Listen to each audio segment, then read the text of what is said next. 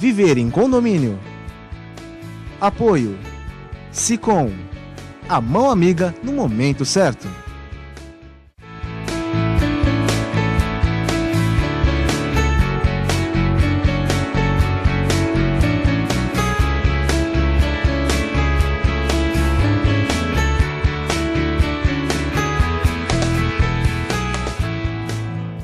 Olá, meus amigos, estamos iniciando mais um programa Viver em Condomínio, aqui na TV Com, canal 11 da NET, sempre com a sua participação, com o seu prestígio, nos mandando através do Facebook sugestões, também críticas, falando conosco também através do Sicom. O pessoal tem atendido vocês lá, muito obrigado por essa participação. O programa é regional, trata das coisas da nossa região e o programa é feito especialmente para vocês. Você síndico, você cidadão que acompanha o nosso programa, e hoje não vai ser diferente, com assuntos de extrema importância, interessantíssimos. Está conosco Rubens Moscatelli, presidente do Sicom, e o nosso comentarista. Hoje mais à vontade, né? É isso aí. Mas de qualquer maneira, hoje o tema promete, viu? O nosso telespectador vai poder ter acesso a muitas técnicas relacionadas a planejamento, a questão financeira. Então, fique aí ligado, porque, como eu falei antes, não vai ser só promessa, vai ser uma entrega de muitas informações e a sua participação é muito importante. E nós convidamos hoje para nos ajudar aqui no programa, e aceitou prontamente o nosso convite, o André Luiz Sermarini. Ele é engenheiro, administrador de empresas, é sócio proprietário da Sermarini Gestão Empresarial. Vai falar para a gente de educação financeira, de terapia financeira numa época de crise, numa época de dificuldade, que é a época onde realmente precisamos aprender. André, muito obrigado pela sua presença, viu? Obrigado a vocês pelo convite. Será um prazer passar algumas informações importantes que eu espero que sirva para que as pessoas transformem seu modo de trabalhar com dinheiro. É muito interessante já o início, para a gente começar o nosso bate-papo aqui, a questão da palavra educação. Não é? Nós sabemos que como anda a nossa sociedade, essa ideia, né, de corrupção sistêmica, mas essa corrupção sistêmica nós temos que abrir o olho e entender que não acontece só no Planalto Central, não. Acontece em todos os lugares. E aí nós precisamos mudar isso. Nós precisamos mudar essas concepções, porque é na multa de trânsito, é na negociação sindical, é junto ao condomínio, é nas pequenas coisas. Tudo isso parece que é arraigado no ser humano e aqui dentro do nosso país. Tudo é uma questão de educação. Mas voltando para a questão financeira, condomínio, que é uma pessoa jurídica, não é?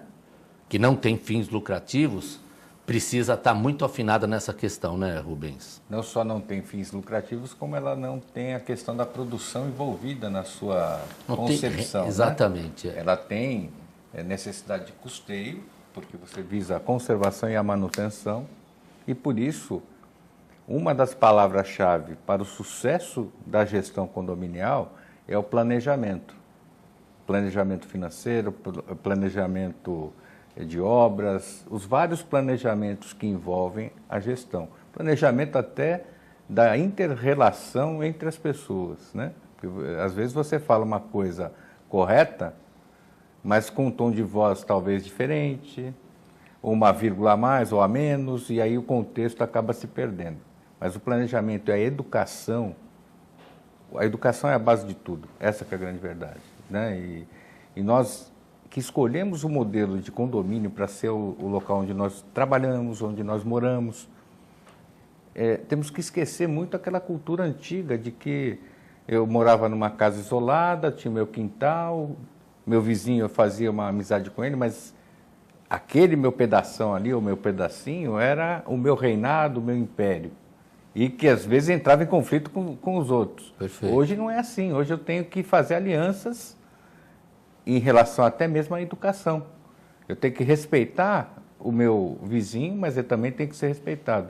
Mas a gente tem que começar por nós. Né? Exato. André, eu acho interessante esse tema que nós nós trouxemos para o programa hoje, porque quando a gente fala em educação financeira, e a gente fala em terapia financeira, depois eu queria que você diferenciasse isso em termos de definição mesmo, para entendimento dos nossos telespectadores, mas uma coisa que me chama a atenção e é planejamento, bem como o Rubens falou, não se tem nada sem planejar, não é?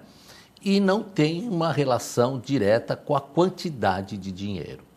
Então, eu não preciso ter muito para guardar, porque eu conheço muitas pessoas que têm salários modestos e que conseguem guardar muito mais dinheiro do que aqueles que não têm salários modestos. Não é isso? Exatamente isso. E você falou tudo, é planejamento mesmo, porque não é com quanto se gasta, porque se a gente não planejar, você pode gastar muito, você vai gastar mais ainda do que ganha. Então, às vezes a pessoa ganha modestamente, ou quanto ganha, se ele planejar exatamente para onde vai gastar e planejar a longo, médio prazo, que nem condomínio, né, tem algumas despesas, antes de começar a fazer as despesas, planejar daqui a 1 ano, 2 anos, quando vai ser essa despesa e começar a guardar agora. E não importa o quanto se gaste, qualquer dinheiro que gaste mensalmente, ao longo de 2 anos esse dinheiro rende e você consegue conquistar qualquer sonho, melhoria do condomínio. Então, tudo é planejamento e não é com muito dinheiro, né? Com pouco dinheiro também se economiza. É interessante isso, né, Rubens e André, porque nós estamos lidando aqui com uma questão de conter ímpeto. Porque essa que é a grande verdade. Porque nós vivemos num país consumista. Nós somos consumistas. E nós temos ali uma TV e uma mídia que nos leva a consumir diariamente. Uhum. E aí vem o consumismo exacerbado, que é aquilo que eu consumo sem ter necessidade. Como educar isso? Isso que eu quero que... Eu estou falando para mim também, viu, gente? Porque o pau que dá no Chico também dá no Francisco, né? Assim que diz o ditado. É difícil fazer isso. Qual o caminho? Qual o primeiro passo que eu tenho que dar? Primeiro passo, a gente tem que pensar o seguinte: quando eu quero um bem, primeiro, esse ímpeto, que a gente coloca o seguinte: ele realmente você necessita daquele bem? Então, não comprar por assim, passou numa frente da loja e já compra. Se você realmente precisa daquele bem, deixe para comprar no dia seguinte, porque daí você vai realmente necessitar daquele bem. E outra coisa, veja se você não pode guardar o dinheiro antes de comprar, antes de entrar no crédito, em 3, 4 vezes. Primeiro guarde, para depois comprar, e quando você comprar, você pode comprar à vista e com desconto. Então, você só pode comprar um bem se você tem a totalidade daquele valor. Se a totalidade do valor a prazo for vantajoso parcelar, ótimo, você pega o total do valor, aplica e paga as prestações a prazo. O que as pessoas fazem é o contrário, ela compra o bem que ela não tem um montante, né, e divide a prazo achando que as prestações vão caber no seu orçamento. E muitas vezes não cabe. Então, na verdade, eu antecipo o sonho. Eu não planejo o sonho. Eu desejo e antecipo. Eu inverto isso. Eu compro sem ter. Aí o sonho vira pesadelo, Rubens. Olha, eu estava lembrando aqui o André falando, eu lembrei de uma propaganda, não vou dizer aqui qual é, mas quem assiste às mídias sabe, os camaradas que quer começar a surfar, ele tem que começar fazendo o quê? Ir mais à praia. Né? Perfeito. É uma se técnica. Familiarizá-la com o ambiente. Né?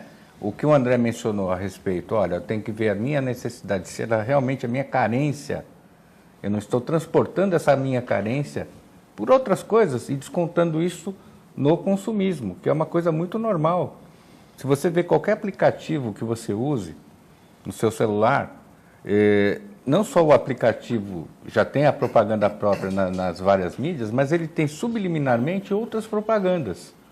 Então, se você não está atento e educado para não fazer uso excessivo desse tipo de tecnologia ou outras situações, você cai naquilo que o André acabou de mencionar, ou seja, você compra por impulso.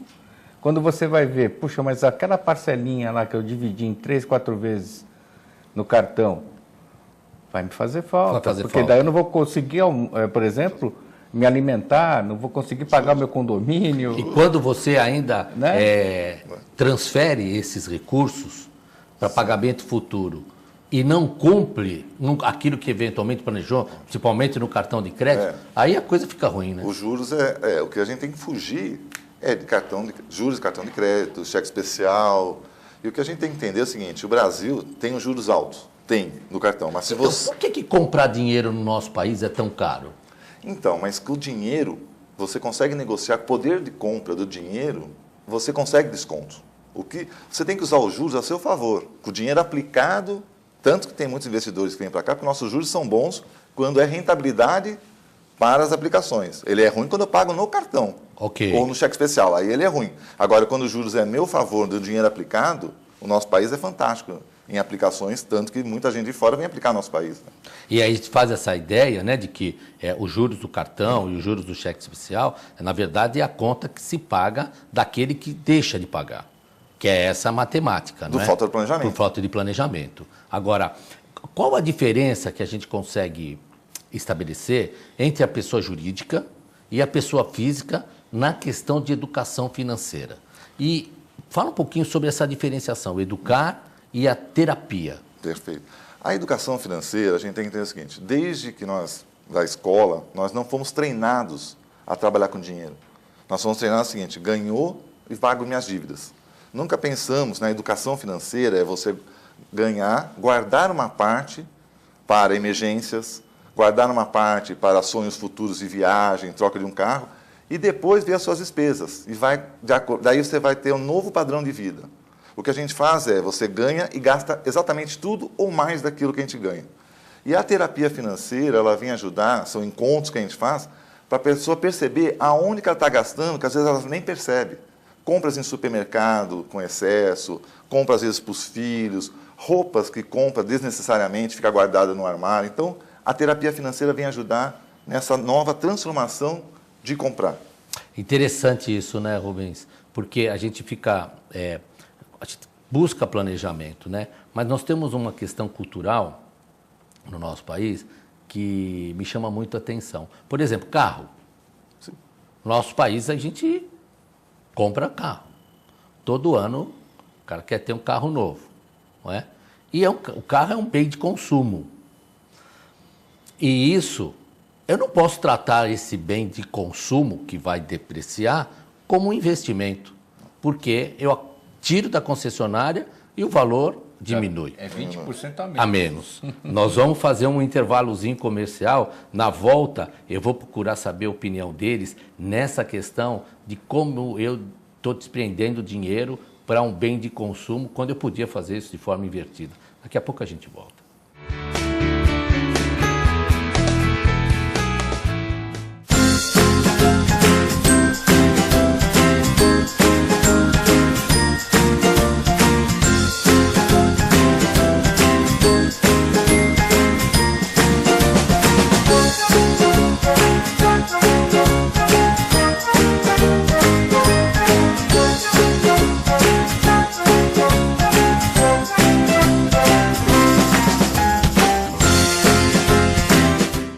A AC Serviços é uma empresa que se dedica à prestação de serviços especializados em condomínios, administradoras, indústrias, entre outros. Terceirize sua mão de obra especializada com a AC Serviços. Você ganha tempo para pensar no mais importante, sua gestão. Nossos serviços são exemplos de ações e soluções práticas, com padrões de atendimentos personalizados que garante aos nossos clientes a eficiência e a boa aparência dos nossos funcionários.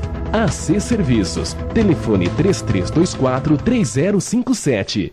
Sabe o que essas crianças vão ser quando crescer? Serão adultos que poderão escolher suas carreiras e decidir pelo próprio futuro. Pois hoje, as empresas que participam do programa Empresa Amiga da Criança investem no presente para mudar o futuro de muitas crianças e adolescentes. Crianças que brincam e estudam crescem mais sadias, desenvolvem-se melhor e tornam-se adultos que farão a diferença amanhã. Junte-se à Fundação Abrinq e seja uma empresa amiga da criança.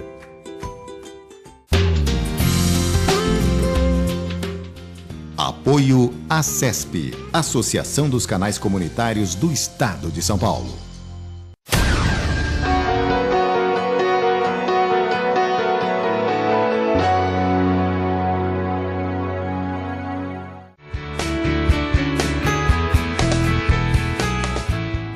Estamos de volta com o nosso programa Viver e Condomínio aqui na TV Com, canal 11 da NET. Está conosco hoje André Luiz Sermarini. Ele é engenheiro, administrador e é sócio proprietário da Semaneira Gestão Empresarial, e nós estávamos aqui no primeiro bloco conversando sobre educação financeira, terapia financeira, e terminamos falando sobre bens de consumo, o carro, como nós demos exemplo, tal, que nós colocamos muito recurso para algo que a gente, ao tirar da concessionária, já sabemos ter um valor depreciativo. O que leva a gente a fazer isso, Rubens? Depois eu queria ouvir a opinião também do André. A questão cultural, mas ela é muito relacionada ao veículo, o carro, o automóvel, aqui no nosso país, acredito eu que é muito a questão do próprio impulsionamento que o governo, desde a década de 60, onde vieram as grandes indústrias para o Brasil, e se colocou Brasília no Planalto Central, então, muita estrada, enfim, nós somos impelidos, a nossa geração principalmente, a consumir o veículo, o automóvel. E quanto mais ele for cheio de parafernálias e mais luxuoso e acessível, melhor. Porque o brasileiro realmente gosta de consumir esse tipo de bem. Agora, pelo aspecto investimento, é uma bobagem, porque o carro, como bem de consumo, ele tem depreciação. Às vezes é melhor, como faz os Estados Unidos, eles têm muito forte lá o quê? O leasing. Claro. Quer dizer, não me serve mais, olha, já está, muito obrigado, então, carro, mas sabe uma coisa? vai-te embora. Aqui isso. Não. É um consumo, eu uso e descarto. Exato. Agora, você considera, André, o carro como um patrimônio? Eu posso considerar, porque no Brasil se considera. Mas o imposto de renda. Então, mas eu posso considerar isso como patrimônio, porque na hora de vender, isso rendeu como um dinheiro aplicado num CDB, por exemplo? Não, então, é isso que foi falado mesmo.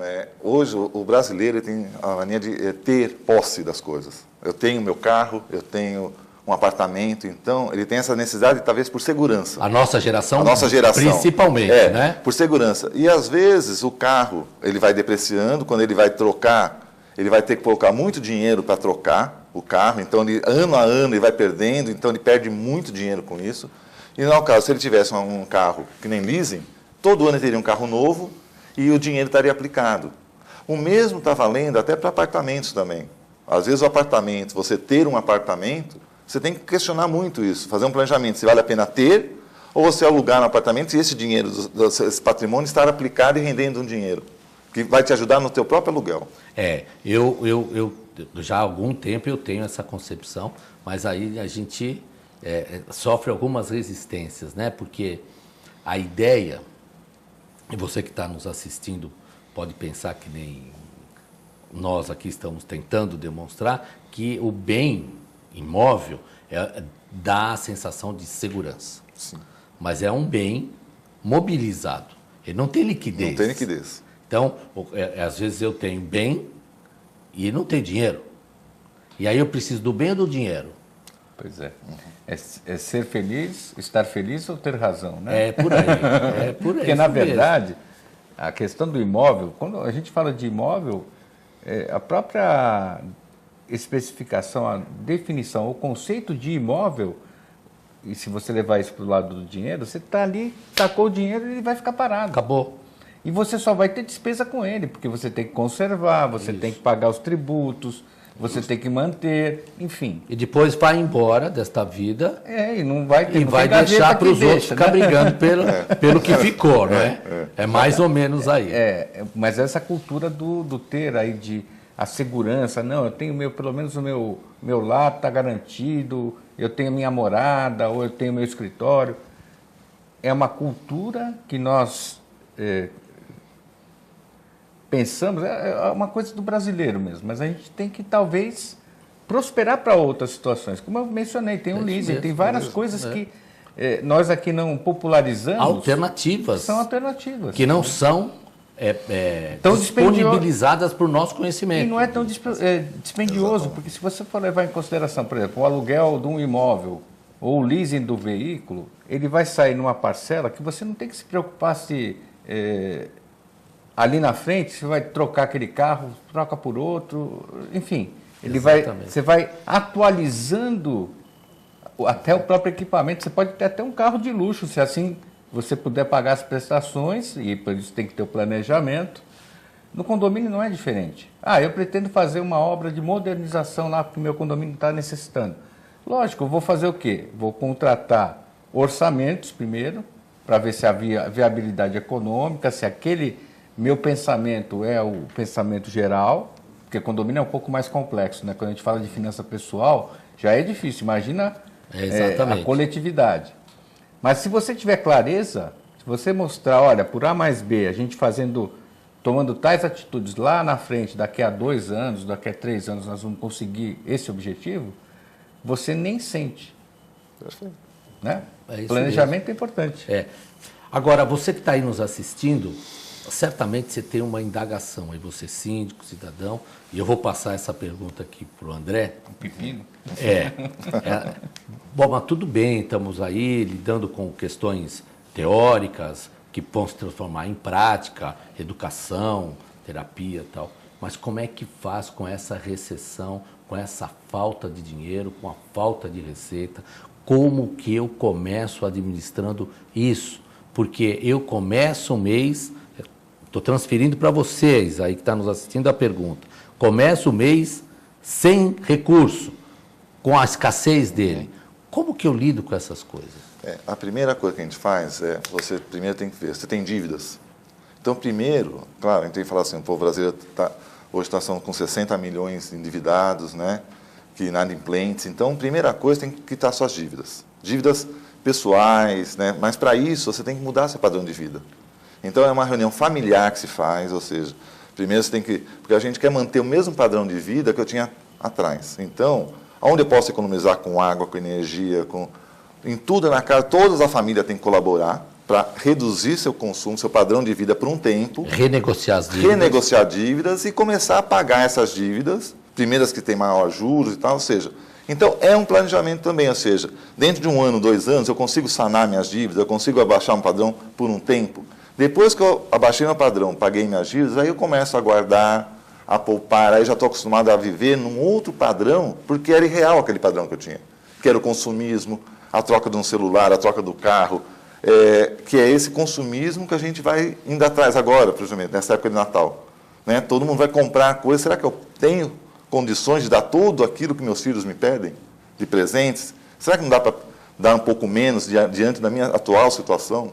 Será que eu não tenho que me reeducar, não é isso? Reeducar, e reeducar meus filhos quanto a isso, né? Estar claramente para eles qual é a situação real que eu me encontro, que o Brasil se encontra, que vários empresários se encontram. Ou seja, é um momento de parar, planejar e gastar só aquilo que você tem. E o diálogo sempre é o melhor caminho, não é? O diálogo é o melhor caminho. Eu fiquei aqui quando estava com muita propriedade, você colocando, né? E eu fiquei pensando como seria importante que os nossos governantes tivessem uma extrema aula de educação financeira. Porque quando as coisas estão caminhando pelo déficit, como a gente sabe que caminha, a primeira coisa que eles fazem é aumentar a arrecadação.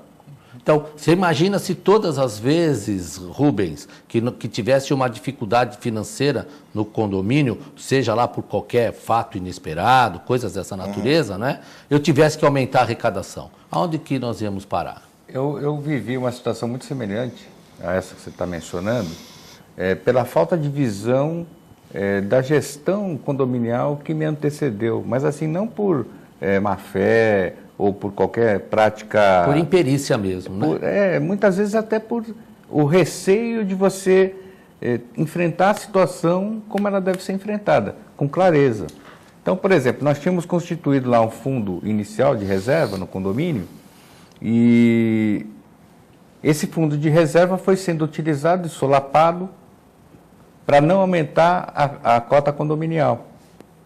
Isso durante 5 anos. Então, o que aconteceu? Se você vai solapando e não vai repondo o fundo, ele reduz.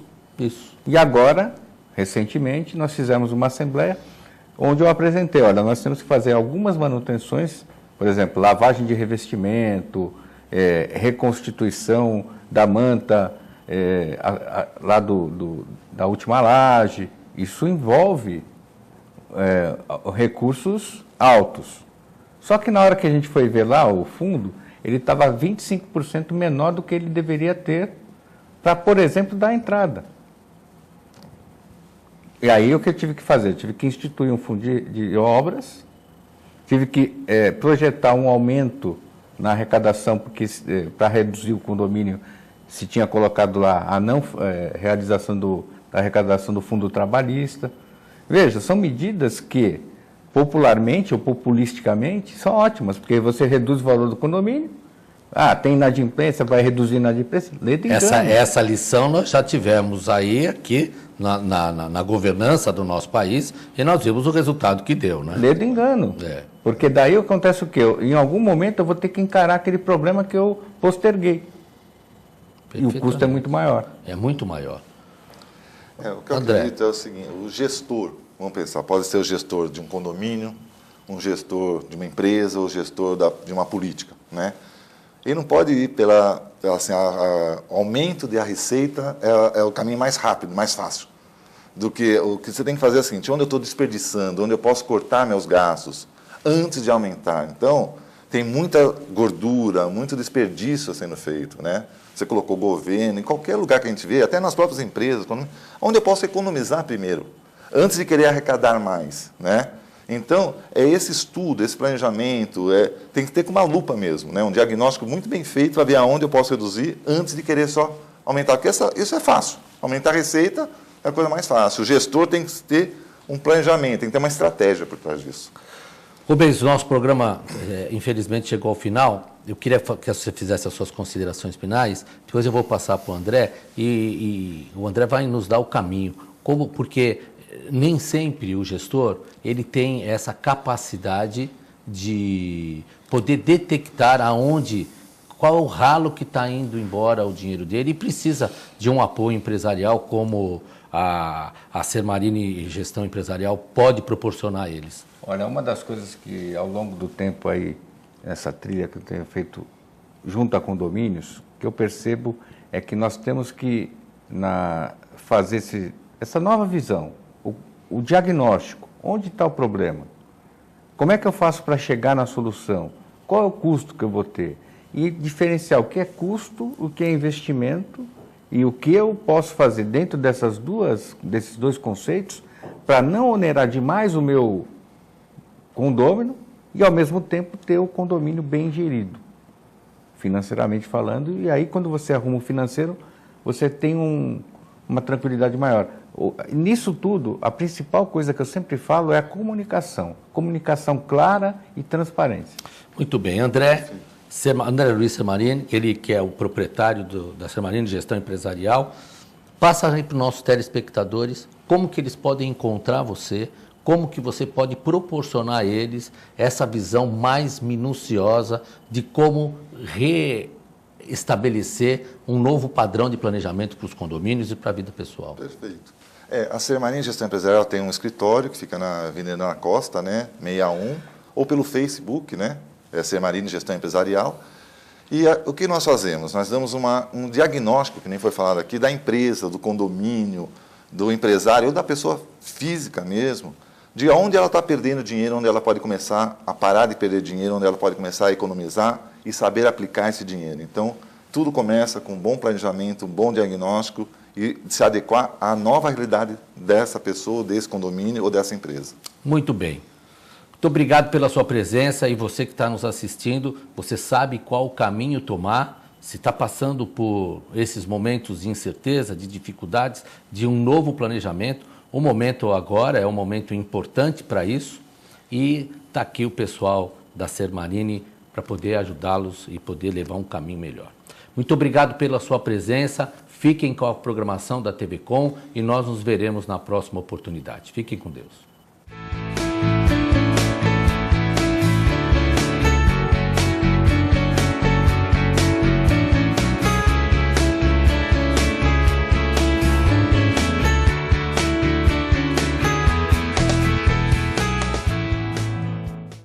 Viver em condomínio.